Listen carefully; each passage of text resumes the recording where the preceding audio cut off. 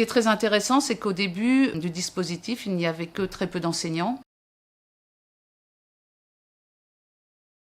Alors en fait, la salle ouverte, on en a entendu parler parce qu'on avait un dispositif ici qui était un dispositif d'alternance qui s'appelait Bulle d'air, donc pour les élèves en décrochage. Et c'est grâce aux formations qu'il y a eu dans l'académie que les enseignants qui étaient déjà impliqués dans le dispositif d'alternance ont participé au dispositif salle ouverte. Moi, je pense que tout ce qui peut permettre aux élèves de développer l'autonomie, c'est tout bénéfice pour l'établissement, puisque non seulement ça les prépare au poste 3e, mais ça développe aussi dans l'établissement un climat scolaire qui est bien plus favorable.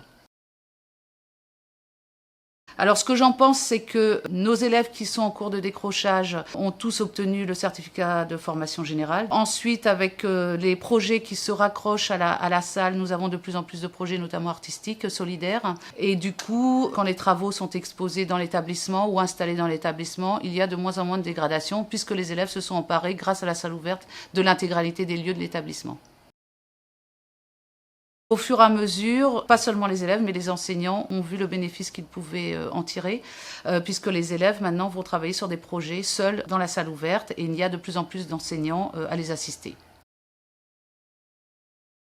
Les intérêts, c'est d'avoir des élèves qu'on aurait pu perdre, qu'on ne perd pas. Donc ça, c'est déjà quelque chose de gagné.